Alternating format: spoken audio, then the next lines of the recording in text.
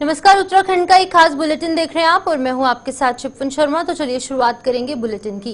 राज्य स्थापना दिवस के आसपास उत्तराखंड में यूसीसी यानी कि यूनिफॉर्म सिविल कोड लागू किए जाने की बात कही गई थी, लेकिन विधायी द्वारा यूसीसी के तकनीकी पक्षों पर अभी विचार जारी है। समान नागरिक संहिता अधिनियम के प्रभावी क्रियान्वयन के लिए पूर्व आईएएस शत्रुघ्न सिन्हा की अगर बात की जाए तो शत्रुघ्न सिंह की अध्यक्षता में 4 सदस्यता क्रियान्वयन समिति का गठन किया गया, जिसे कि राज्यपाल ने स्वीकृति दी है। ये समिति यूसीसी लागू करने से संबंधित विभागों के वरिष्ठ अधिकारियों और कर्मियों के प्रशिक्षण, मार्गदर्शन, पोर्टल आदि में मार्गदर्शन और परामर्श सहायता देगी। समिति के दून विश्वविद्यालय की कुलपति प्रोफेसर सुरेखा डंगवाल, सामाजिक कार्यकर्ता मनु गौड़, अपर पुलिस महानिदेशक अमित सिन्हा और स्थानीय आयुक्त अजय मिश्रा शामिल है। क्योंकि समिति अध्यक्ष समेत अन्य प्रमुख सदस्य यूसीसी के ड्राफ्ट और नियमावली बनाने में शामिल रहे हैं, इसीलिए क्रियान्वयन में भी बड़ी जिम्मेदारी उन्हें दी गई है। तो आपको बता दें कि जिस तरीके से मंजूरी यूसीसी को मिल चुकी है नेशनल लेवल पर और साथ ही साथ स्टेट लेवल पर, लेकिन इसकी इम्प्लीमेंटेशन किस तरीके से होगी उसके लिए एक कमेटी गठित की गई है। किस तरीके से ये कमेटी काम करेगी, क्या कुछ रहने वाला है, इस खबर पर जानकारी देने के लिए हमारे साथ धनराज गर्ग ज्वाइन कर चुके हैं उत्तराखंड से। धनराज, आपसे जानना चाहूंगी, जिस तरीके से एक कमेटी बनाई गई है यूसीसी को लेकर, हालांकि 1 साल हो चुका है यूसीसी को लेकर जो मंजूरी पार्लियामेंट में मिल चुकी है, नेशनल लेवल पर इसकी मंजूरी मिल चुकी है, लेकिन इम्प्लीमेंटेशन को लेकर अनुमान लगाया गया था कि जो 24वां यहाँ पर स्थापना दिवस है उत्तराखंड का, तब ये लागू हो जाएगा, लेकिन नहीं हुआ लागू। अब किस तरीके से कमेटी काम करेगी ताकि जल्द से जल्द इम्प्लीमेंटेशन इसकी यूसीसी की उत्तराखंड में हो पाए? जी बिल्कुल, देखिए जिस तरह से देखा जाए यूसीसी से यदि बात की जाए तो उत्तराखंड में जल्दी यूसीसी लागू करने के लिए मुख्यमंत्री पुष्कर धामी ने तमाम तरह के प्रयास किए हैं। और मुख्यमंत्री पुष्कर धामी का कहना था कि 9 नवंबर को यानी कि 24वें स्थापना दिवस पर कहीं न कहीं यूसीसी उत्तराखंड में लागू हो जाएगा, लेकिन कुछ कमियां होने के कारण कहीं न कहीं इसमें देरी हुई है। लेकिन अभी जो कमेटी बनाई गई है वो कमेटी भी इस यूसीसी पर पूरा कार्य कर रही है और पूरी मंथन कहीं न कहीं यूसीसी पर किया जा रहा है। हालांकि देखा जाए तो जो मंजूरी है वो नेशनल लेवल पर भी यूसीसी को मिल चुकी है और इसके लिए लगातार जो कमेटी है वो काम कर रही है और जल्दी माना जा रहा है कि उत्तराखंड के अंदर यूसीसी लागू कर दिया जाएगा। क्योंकि मुख्यमंत्री पुष्कर धामी कहीं न कहीं यूसीसी को लेकर खासकर कहा जा सकता है, जब मुख्यमंत्री पुष्कर धामी ने शपथ ग्रहण की थी तो उन्होंने तभी कहा था कि उत्तराखंड के अंदर वो यूसीसी लाएंगे, पर कहीं ना कहीं उसका कदम भी बढ़ता हुआ नजर आ रहा है और जल्दी उत्तराखंड के अंदर यूसीसी लागू होगा। धनराज, एकमात्र स्टेट, एकमात्र राज्य उत्तराखंड है पूरे भारतवर्ष में जिसमें यूसीसी लागू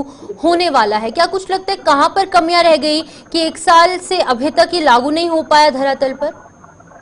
जी बिल्कुल, देखिए यदि देखा जाए तो आजादी के बाद से कहीं न कहीं उत्तराखंड एक सा पहला राज्य बनने जा रहा है कि जहाँ पर यूसीसी लागू होगा और अभी 1 साल से भी अधिक समय हो चुका है, लेकिन अभी तक यूसीसी लागू नहीं हुआ और लगातार इसको मंथन चल रहा है।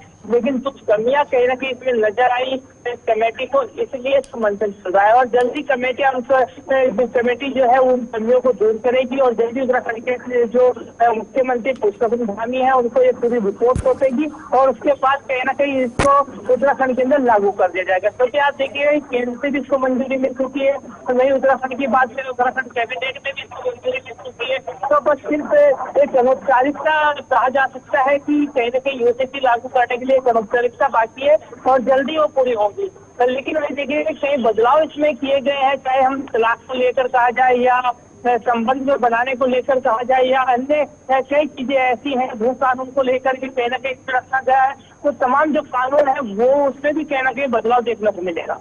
बिल्कुल धनराज, किस तरीके के बदलाव ग्राउंड लेवल पर देखने को मिल सकते हैं जब यूसीसी लागू हो जाएगी? क्योंकि उत्तराखंड में इसको मंजूरी मिलने के बाद जो अन्य राज्य और केंद्र शासित प्रदेशों के जो मुख्यमंत्री हैं वो भी कहीं ना कहीं अब यूसीसी पर बात करने लगे हैं। जी बिल्कुल, देखिए कहीं न कहीं उत्तराखंड के अंदर यदि ये यूसीसी लागू हो जाता है तो कहीं न कहीं इसका लाभ जरूर उत्तराखंड वासियों को भी मिलेगा और उसके साथ साथ कहीं न कहीं खासकर जो मुस्लिम महिलाएं हैं, बहनें हैं, उनको भी इसका लाभ मिलता हुआ नजर आएगा। क्योंकि अभी तक देखा जाता था कि जो 3 तलाक की बात लगातार सामने आती थी, कहीं न कहीं उस पर रोक लगेगी और इसके साथ ही जो तलाक होगा तो वो कोर्ट के माध्यम से होगा, विवाह होगा तो वो कोर्ट के माध्यम से होगा, यानी कि रजिस्ट्रेशन कराना अनिवार्य होगा। यदि कोई रिलेशनशिप में भी होगा तो उसको भी रजिस्ट्रेशन कराना होगा। तो कहीं ना कहीं इससे कहीं बदलाव जरूर देखने को मिलेंगे और इस बदलाव को देखते हुए कहीं ना कहीं अन्य राज्य भी उत्तराखंड की राह पर जरूर चलते हुए नजर आएंगे, क्योंकि अभी देखा जाए तो जो अन्य राज्य हैं वो भी उत्तराखंड के यूसीसी का अध्ययन कर रहे हैं और कहीं ना कहीं माना जा सकता है कि उत्तराखंड के अंदर यूसीसी लागू होने के बाद अन्य राज्य भी अपने यहाँ पर ये यूसीसी लागू करेंगे। ठीक है धनराज, बहुत बहुत शुक्रिया तमाम जानकारी देने के लिए। उत्तराखंड से धनराज गर्ग अपडेट कर रहे थे किस तरीके से यूसीसी की इम्प्लीमेंटेशन के लिए धरातल पर उसे लागू करने के लिए एक कमेटी गठित की गई है जो कि तमाम चीजों पर चर्चा करेगी और बहुत ही जल्द अपनी रिपोर्ट सौंपेगी। अब देखने वाली बात होगी कि यूसीसी आखिरकार इम्प्लीमेंट पूरे उत्तराखंड में कब तक होगा और किस तरीके से लोगों को इसका फायदा मिलेगा। आगे बढ़ चलेंगे। उत्तराखंड राज्य स्थापना दिवस के अवसर पर देहरादून में 5 दिवसीय युवा महोत्सव का आगाज हो गया है। राज्य के मुख्यमंत्री पुष्कर सिंह धामी ने परेड ग्राउंड में देहरादून में आयोजित युवा महोत्सव का उद्घाटन किया है। इस अवसर पर मुख्यमंत्री ने करोड़ों की योजनाओं का शिलान्यास और लोकार्पण किया। वहीं कार्यक्रम में संबंधित यहाँ पर जो विभाग है वो भी पहुंचे थे और इस कार्यक्रम को संबोधित करते हुए मुख्यमंत्री धामी ने कहा कि सरकार खेल और खिलाड़ियों को बढ़ावा देने के लिए विभिन्न योजनाएं चला रही है। प्रदेश के खिलाड़ी देश और विदेश में प्रदेश का नाम रोशन कर रही है। सरकार युवाओं को आगे बढ़ाने की दिशा में कार्य कर रही है। वहीं पर इस महोत्सव में बतौर विशिष्ट अतिथि शामिल हुए खेल मंत्री रेखा आर्य ने बताया कि महोत्सव 14 नवंबर तक चलेगा। इस महोत्सव में विभिन्न सांस्कृतिक और खेल प्रतियोगिताएं आयोजित की जाएंगी। इसके अलावा युवाओं को प्रोत्साहित करने के लिए मोटिवेशनल कार्यक्रम भी आयोजित किए जाएंगे। हमने पिछले दिनों नौजवानों को, युवाओं के हित में, राज्य के हित में बहुत सारे निर्णय लिए, बहुत सारे कानून बनाए। अभी आप देख रहे थे कि पिछले दिनों भर्ती घोटाले हुआ करते थे। मैं जब भी नौजवानों के बीच में आता हूँ, युवाओं के बीच में आता हूँ, विद्यार्थियों के बीच में आता हूँ, तो मुझे अपना बचपन हमेशा आता है। मुझे अपने विद्यार्थी जीवन के दिन हमेशा ध्यान में आते हैं, हमेशा उनका स्मरण होता है कि किस प्रकार से नौजवान के सामने कितना बड़ा संघर्ष होता है, उसको भविष्य की किस प्रकार की चिंता होती है, किस प्रकार उसके जीवन का असमंजस होता है। इसलिए भाइयों बहनों, हमने प्रदेश के अंदर हमारे नौजवानों के हित में, युवाओं के हित में जो तैयारियां करते थे, प्रतिभागी परीक्षाओं में भाग लेते थे और प्रत्येक वर्ष वो तैयारियां करते थे, सालों साल तैयारियां करते थे, उनके माता पिता अपने खर्चे कम करके, अपने दैनिक जीवन की जरूरतों को कम करके, उनको बिल्कुल मिनिमाइज करके। रजत जयंती के अवसर पर मैं समस्त प्रदेशवासियों को बहुत शुभकामना देती हूँ और बेहद खुशी की बात है कि आज ही के दिन से यानी कि 9 नवंबर से जिस दिन हमारी रजत जयंती है उसी दिन से युवा महोत्सव की भी शुरुआत हो रही है, जिसका कि माननीय मुख्यमंत्री जी ने अपने कर कमलों से शुरुआत कर दी है। निश्चित रूप से ये युवा महोत्सव 9 तारीख की शाम से लेकर 14 तारीख तक लगातार संचालित रहेगा। इसमें अधिक से अधिक युवाओं का प्रतिभाग रहेगा। इसमें विभिन्न प्रकार की खेल प्रतियोगिताएं हैं, इसमें विभिन्न प्रकार के सांस्कृतिक कार्यक्रम हैं, हमारे नवयुवक मंगल दल, महिला मंगल दलों का प्रतिभाग है और मैं समझती हूँ कि बड़े बड़े महानुभाव भी यहाँ पर जो है अपनी सांस्कृतिक प्रस्तुतियाँ देंगे। इसके साथ ही बड़े बड़े स्पोर्ट्स प्लेयर्स को भी हम लोगों ने आमंत्रित करा है। तो एक भव्य कार्यक्रम होने जा रहा है और मैं समझती हूँ कि बहुत सारे ऐसे मोटिवेशनल स्पीकर्स भी हैं जो स्पोर्ट्स के सेक्टर में काम करते हैं। स्पोर्ट्स को करियर बनाने के दृष्टिकोण से स्पोर्ट्स में साइंस किस तरीके से उपयोग हो सकता है उसके बारे में भी लगातार जो है वो सेशन चलने वाले हैं। तो बहुत ही उपयोगी जो है ये 5 दिन हमारे होने जा रहे हैं जो युवाओं के हित के लिए ये उत्सव बनाया गया है और युवाओं के मार्गदर्शन यहाँ से बहुत सारी। उत्तराखंड में 38वें राष्ट्रीय खेलों के आयोजन की तिथि को भारतीय ओलंपिक संघ ने अंतिम मुहर लगा दी है। ये खेल जो है वो 28 जनवरी से लेकर 14 फरवरी तक आयोजित किए जाएंगे। खेलों की सफल आयोजन को लेकर 5 समितियों का भी गठन किया जाएगा।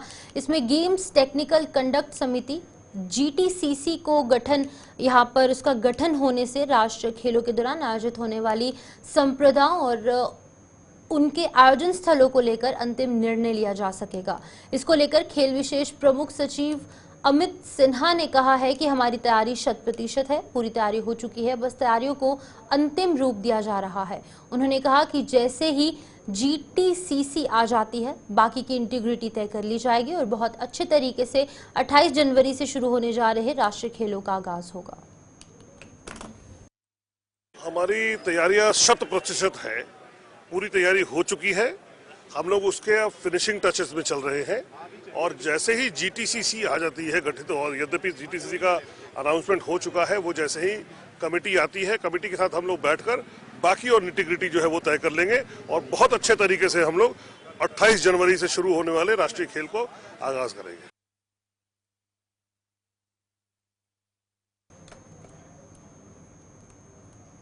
प्रदूषण से निपटने के लिए देहरादून में अंतर्राष्ट्रीय सम्मेलन का आयोजन हो रहा है, जिसमें कि दुनिया के शीर्ष वैज्ञानिक पर्यावरण प्रदूषण कम करने की ज्वलंत चुनौतियों से निपटने के लिए तकनीकों पर चर्चा की, जिसमें कि केंद्र सरकार के अंतरिक्ष विभाग के सचिव और इसरो के अध्यक्ष डॉक्टर एस सोमनाथ मुख्य अतिथि के रूप में शामिल हुए। अंतर्राष्ट्रीय सम्मेलन को संबोधित करते हुए डॉक्टर एस सोमनाथ ने कंबशन की प्रक्रिया से होने वाले प्रदूषण को रोकने के लिए व्यापक स्तर पर शोध करने का आह्वान किया। उन्होंने कहा कि कंबशन की प्रक्रिया में ईंधन यानी कि जो ईंधन है, जो पेट्रोल, डीजल या फिर अन्य जो चीजें हैं, वो जलने की प्रक्रिया की तरह होती है, लेकिन कंबशन में ऑक्सीजन के साथ रिएक्शन होता है और अधिक मात्रा में एनर्जी रिलीज होती है। इससे यहाँ भी और अंतरिक्ष में भी प्रदूषण फैलता है। रॉकेट में 80% ईंधन होता है और केवल 10 से 20% स्थान पर इंजन होता है। बता दें कि इसमें इस्तेमाल किए जाने वाला ईंधन एल्यूमिनियम पाउडर से ऑक्सीडाइज्ड रूप से यहाँ पर सामने आता है और ऐसे में बहुत सारे खतरनाक पदार्थ जिन्हें कि ईंधन के रूप में इस्तेमाल किया जाता है, इसमें हाइड्रोक्लोराइड भी शामिल है। ये बहुत ज़्यादा प्रदूषण फैलाता है। रॉकेट इंजन से डिज़ाइन में ऑटोमाइजेशन होना यहाँ पर जरूरी है। इसरो के अध्यक्ष डॉक्टर सोमनाथ ने कहा कि पहले रॉकेट के वापस आने के बाद उसे इंजन दोबारा इस्तेमाल नहीं किया जाता था, लेकिन अब इंजीनियरिंग ने इसे संभव बना दिया है। अब रॉकेट के इंजन दोबारा उपयोग किए जाने लगे हैं और इनकी डिटेलिंग में भी सकारात्मक बदलाव आए हैं। सम्मेलन में ग्राफिक एरा डीम्स यूनिवर्सिटी के professor chancellor professor Rakesh Kumar Sharma, कुलपति डॉक्टर नरपिंदर सिंह और ग्राफिक एरा हिल यूनिवर्सिटी के कुलपति संजय जसोला के साथ ही विश्वविद्यालय के काफी शिक्षक और छात्रा यहां पर मौजूद रहे। Today, this conference addresses a lot of issues related to combustion, especially the energy usage, its efficiency, its emissions, and also towards net zero goals that you have set for the sustainability. So those issues are discussed today, and a lot of participation. It's an international conference also. A lot of energy issues are being discussed today, moving away from the fossil fuel to hydrogen to electrical energy and sustainable energy.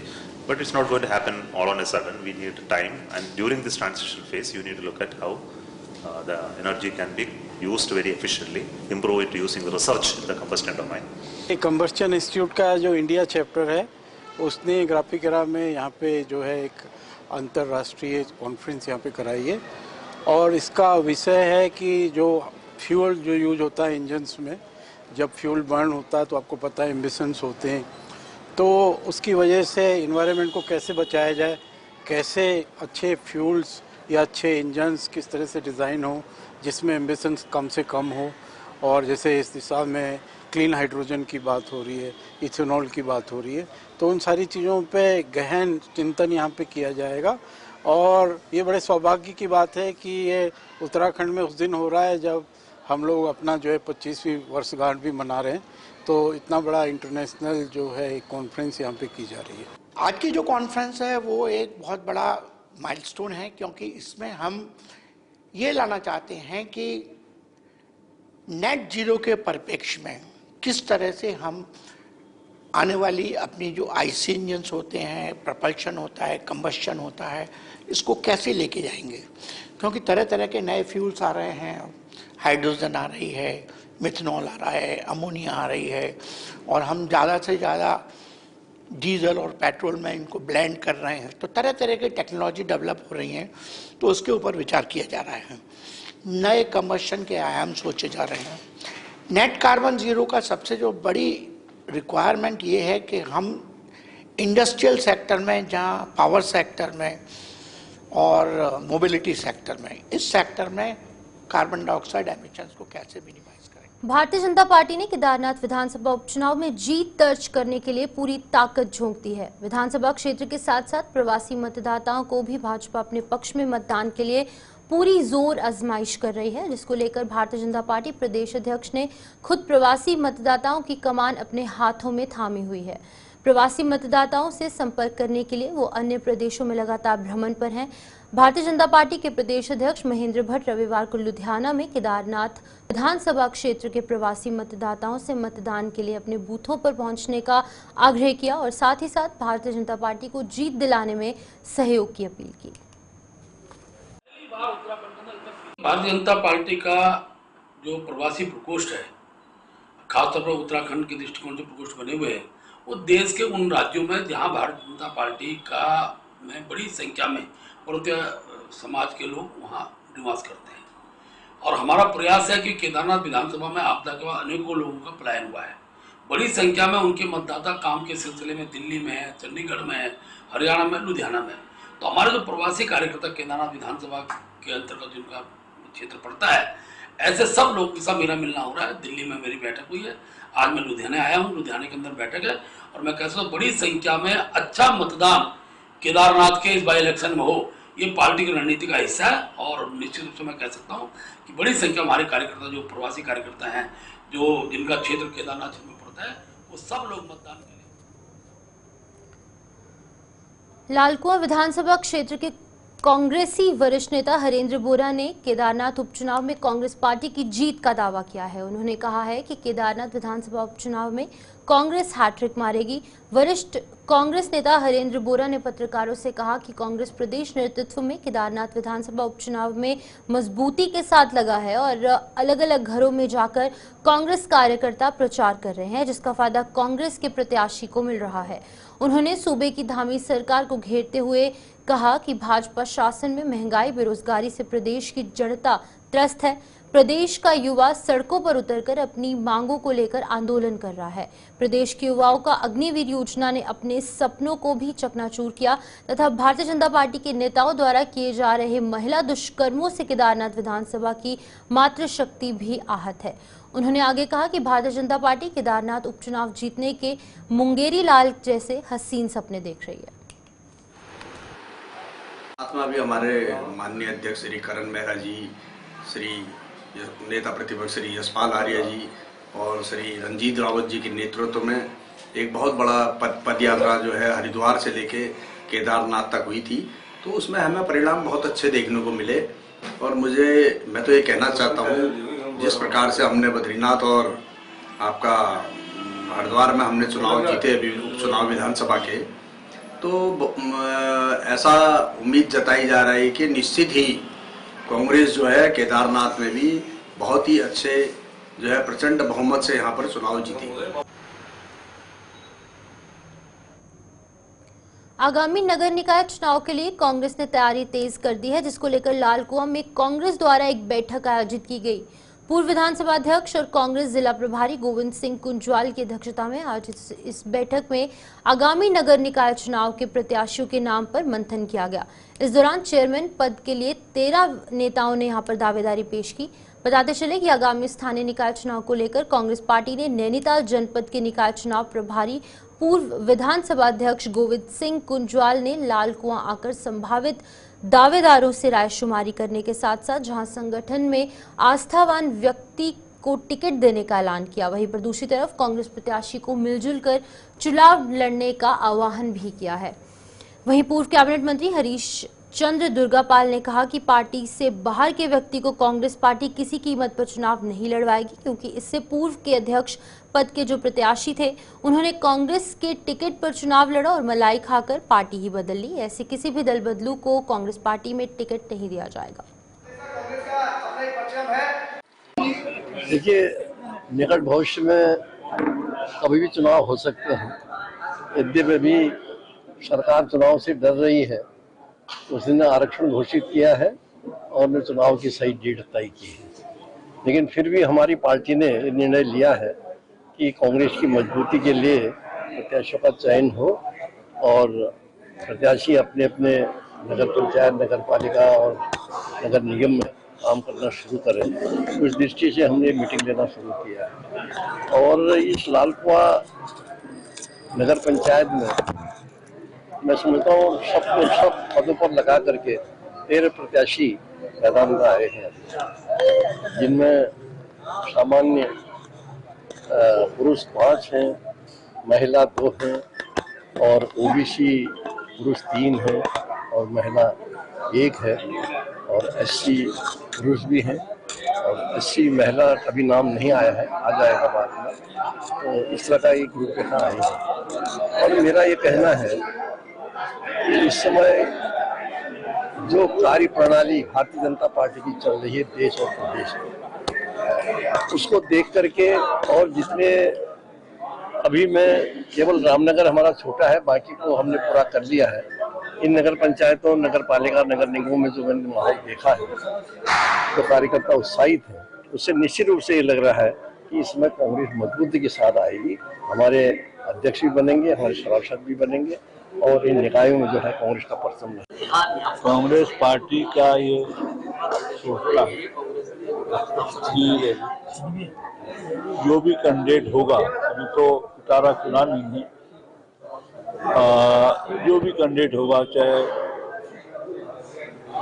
सामान्य हो, चाहे SC हो, चाहे OBC, उसमें इस candidate के पीछे public है, इस कैंडिडेट के पीछे कार्यकर्ता होंगे। एक बार पहले हमारे माननीय प्रभारी जी करेंगे और निश्चित रूप से तब परख करके तो समझ करके हम सब लोग टिकट देंगे तो लालपुर पंचायत में कांग्रेस की सीट पक्की है।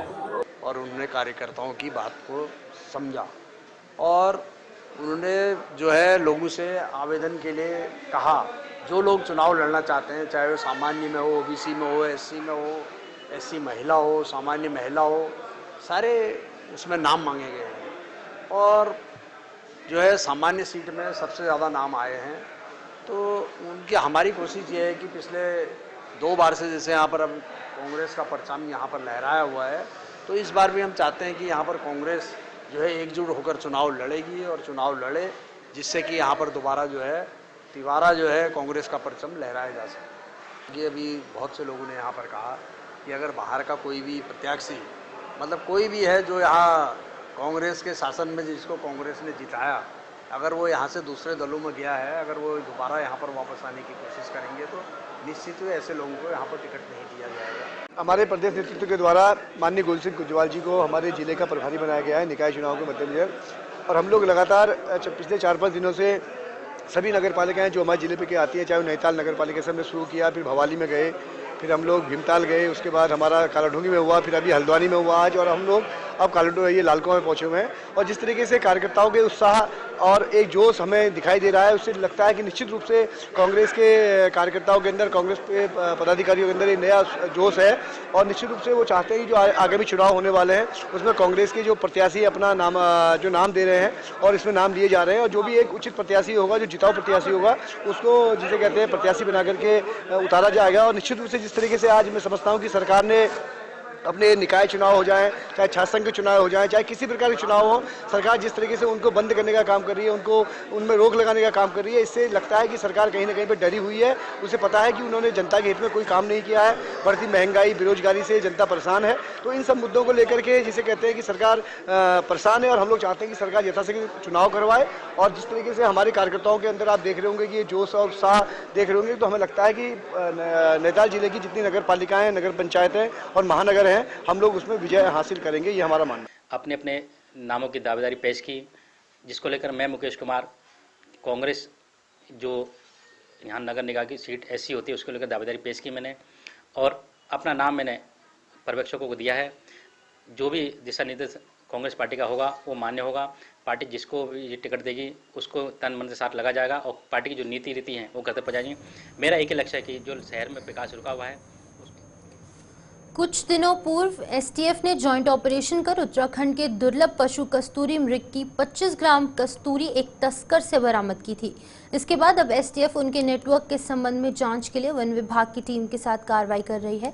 इसके संबंध में वन विभाग के मुख्य वन संरक्षक ने बताया कि वन्यजीव तस्करी को लेकर वन विभाग की टीम अक्सर एसटीएफ के साथ मिलकर कार्रवाई करती है और यदि एसटीएफ के द्वारा किसी तस्कर को पकड़ा जाता है तो यहां पर वन विभाग इसमें पूरा सहयोग करता है, जिससे कि वन्यजीव तस्करों को पकड़ने में आसानी हो।